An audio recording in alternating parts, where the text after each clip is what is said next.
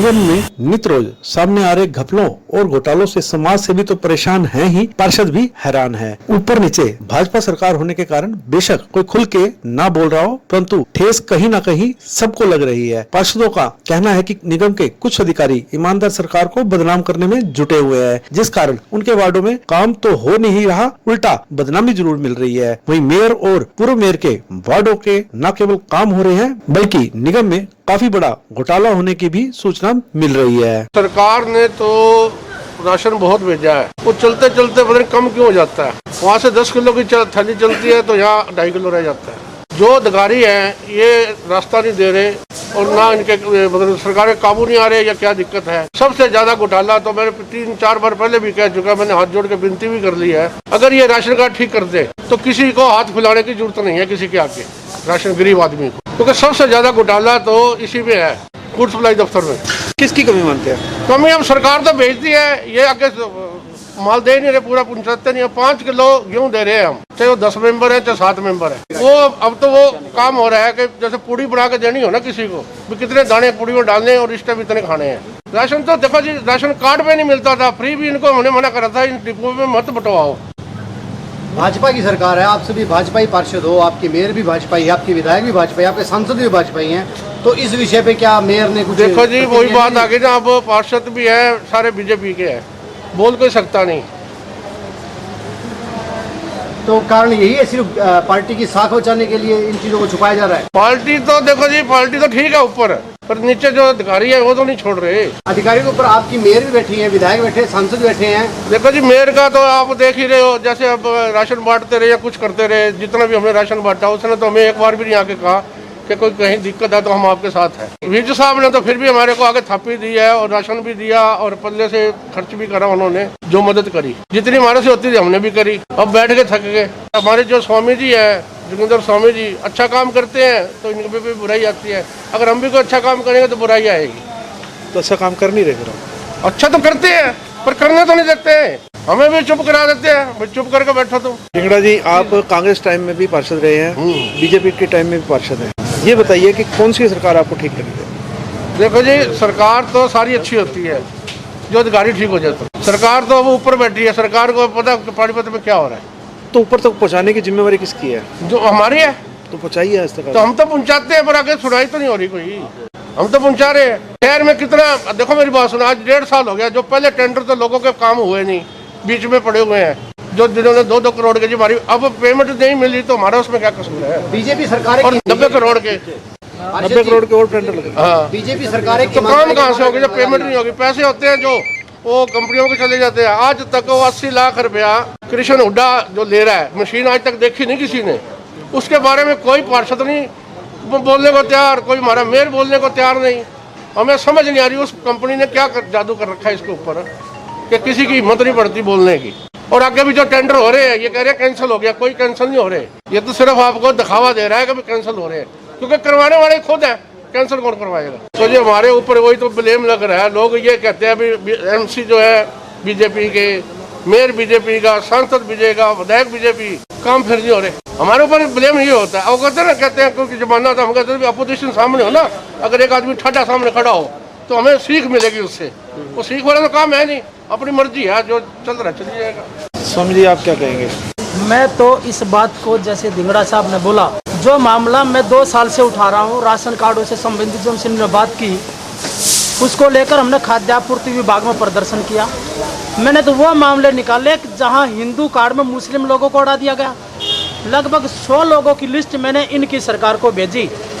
आज ये खुद कह रहे हैं अश्वनी जी, हमें मालूम नहीं है वो क्या रहा है, इनकी सरकार है, ये मानदेय भ्रष्टाचार हो रहा है। इसका मतलब हम जो आवाज़ उठा रहे ठीक है, तो जब ठीक है अरे ईमानदार सरकार है तो उसके ऊपर जांच क्यों नहीं होती?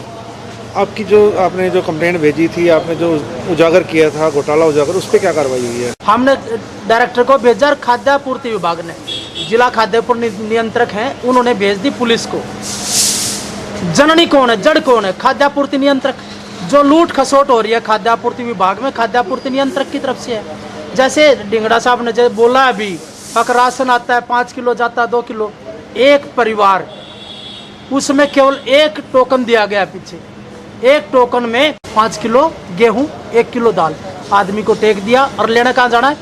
संजय कॉलोनी के जा रहे हैं 11 वार्ड में, 26 वार्ड के जा रहे 8 वार्ड में। इस तरीके से एक जगह से दूसरी जगह 5 किलोमीटर के डिस्टेंस के ऊपर लोग धक्के खाते फिर रहे हैं। हक हमारा किसके पास है? उन डिपो होल्डरों को फोन करे, भैया आपका डिपो कहाँ है? 5-5 किलोमीटर की दूरी के ऊपर वो गरीब आदमी बेचारा धक्के खाता हुआ इस भीषण गर्मी में राशन लेने के लिए जा रहा है 5 किलो।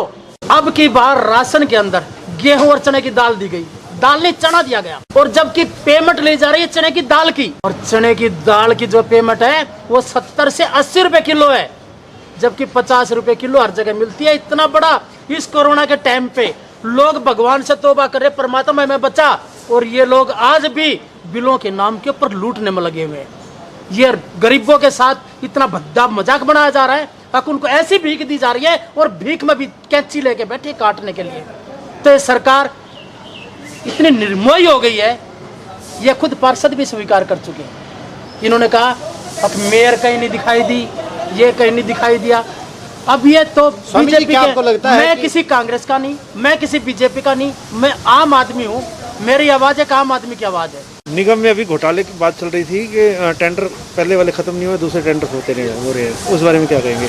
ये ऐसे होते टेंडर, ये देखो, ये देखो, ये इसको बोलते टेंडर लगाना। ये इसके अंदर अधिकतर गलियां ऐसी हैं जो 2 साल पहले इंटरलॉकिंग टाइलें बिछाई गई, 2 साल पहले, और उन टाइलों का वो रखते हैं ऐसा ही मार्का जिसके 10 साल की गारंटी होनी चाहिए। 10 साल तक टूटेगी नहीं, 1 साल की तो ठेकेदार जिम्मेवारी लेता है। अब उसके टूटी तो मैं ठीक करूंगा, और जब इन ऐसे ही करना है टूट फूट के लिए 6 महीने में टेंडर लगाने हैं, तो फिर ईंट बिछाते रहो, तोड़ते रहो, बदलते रहो, कुछ सस्ते में काम हो जाएगा। ये जो गदर हो रहा है टेंडरों के नाम के ऊपर, ये ठेकेदार या नगर निगम में पता करना, आज के टाइम पे 60 से 70 करोड़ रुपया इसका नगर निगम के ऊपर कर्जा है। जितने ठेकेदार हैं सब खून के आंसू रोते हुए झेलते हैं। सुबह उनके घर में पैसे मांगने के लिए लोग जाते हैं, हक हमारे पैसे दे भाई, तार को लाया था, पैसे दे, ईंट आई थी। उन ठेकेदारों के अब पैसे मांगने के लिए जाते हैं और वो ठेकेदार छुपता फिर रहा है। 60-70 करोड़ रुपया देना है।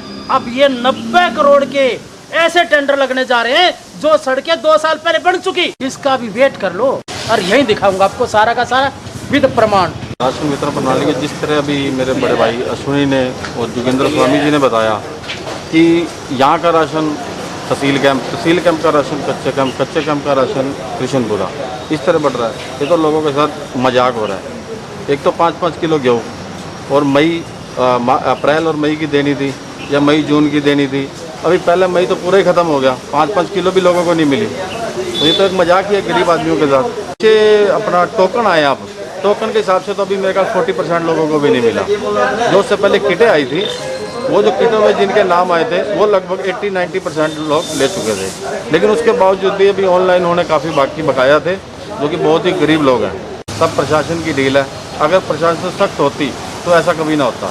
जो पार्टी है, पार्टी तो अपना कार्य कर रही है, लेकिन हम रोज़ कंप्लेंट, अब पीछे मैंने एक दिन एक डिपो पे छापा भी मारा, मौके पे गया जब राशन वितरित हो रहा था, तो 900 ग्राम दाल 1 किलो की जगह 900 ग्राम दी जा रही थी, जिसके बारे में मैंने डीएफएससी मैडम को भी बात करी, लेकिन आज तक कोई कार्रवाई नहीं है। क्योंकि इससे साफ जाहिर होता है कि मिली भगत है। इसकी शिकायत तो कई बार कर चुके हैं डीएफएससी को, एएफएससी को, बार, लेकिन उसका कोई समाधान नहीं। अभी मैंने कुछ और भी देखा राशन कार्डों के ऊपर, जिनके लोगों के 8-8 नाम है, उनको 20-20 किलो कणक दी जा रही है। कई परिवार ऐसे हैं जिन्होंने आज तक गेहूँ नहीं ली, लेकिन उनके ऑनलाइन से राशन निकल रहा है। क्या मेयर विधायक ने आपके वार्ड में लाभार्थियों के लिए कुछ किया? कोई ना, मेयर ने तो कभी जाकर भी नहीं देखा इस कोविड-19 के दौरान। भाई हमारे वार्ड में कोई आए हो, भाई आपको किसी प्रकार की कोई जरूरत है, कोई दिक्कत है तो आप बताओ, कभी उन्होंने कोई संपर्क नहीं साधा हमारे। अभी ये जो लाइटें बांटी गई हैं, जो 500-600 लाइटें पड़ी थी, पीछे हमारे माननीय विधायक जी ने कहा था कि जो 500 लाइट है, जिन वार्डों में लाइटें नहीं लगी, ये उनको दे दी जाए, लेकिन उन्होंने फिर वही बंदर बाट करी। डॉक्टर साहब, कई बार देखा गया कि मैं अपनी स्कूटी पे घूमती हैं, तो क्या वो आपके वार्ड तक नहीं पहुंची? नहीं जी, हमारे वार्ड में आज तक उन्होंने दरअसल एक आधी बार वो विधायक जी ने बुलाया था, हम बत्रा कॉलोनी मौका देखने गए थे,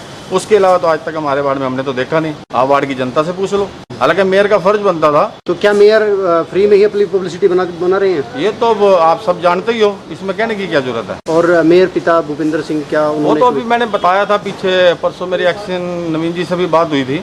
कभी ये जो लाइटें ठीक हो रही हैं, कुछ दिन पहले कुछ सामान निकला लाइट ठीक होने के लिए। सबसे पहले तो सेक्टर 13-17 की लाइटें ठीक की गई, क्योंकि वहाँ पे मेयर रहती है। उसके बाद 25 सेक्टर की लाइटें ठीक की गई, क्योंकि वहाँ मेयर के पिता रहते हैं और पूर्व मेयर रहते हैं। तो आम पब्लिक तो बेवकूफ़ है या आम पार्षद तो बेवकूफ़ है। तो इसका मतलब ये है कि सबसे पहले मेयर के वार्ड में और मेयर के पिता के वार्ड में काम होगा। ये तो जेन्युइन सी बात है, नजर आने लग रही है, लेकिन आगे से ऐसा नहीं होगा, न ऐसा होने देंगे। क्या स्टेप उठाएंगे इस पे? आगे स्टेप हम लड़ाई लड़ेंगे अपनी, इसमें क्या बात किस है? प्रकार की? इसमें जिस प्रकार की, हमें चाहे धरने पे भी बैठना पड़े हम धरने पे भी बैठेंगे। तो अपनी सरकार के होते हुए और अपनी सरकार की ऐसे देखो, हमें अपने हक के लिए तो लड़ना पड़ेगा, चाहे सरकार कोई भी हो। हमारे अगर वार्ड में किसी प्रकार की कोई दिक्कत आती है, पब्लिक परेशान है, तो उसकी लड़ाई के लिए हम हर द्वार पे जाने के लिए किसी समय पूर्व मेयर ने भी यहाँ पर धरने प्रदर्शन किया, नगर निगम के आगे अपने काम करवाने के लिए किया, अब क्यों नहीं कर रहे हो? ये तो देखो जी, इस बारे में तो ये आप भी पूछ सकते हो उनसे जाके, हमारे से ज्यादा। आपको क्या लगता है उनके काम हो रहे हैं? ऐसे जी, काम तो जब आते हैं फाइल लेके, जब उनकी लाइटें लग रही है तो काम हो ही रहे हैं। ये तो आप भी जेन्युइन सी बात है, इसमें पूछने की तो दिक्कत ही नहीं है कोई।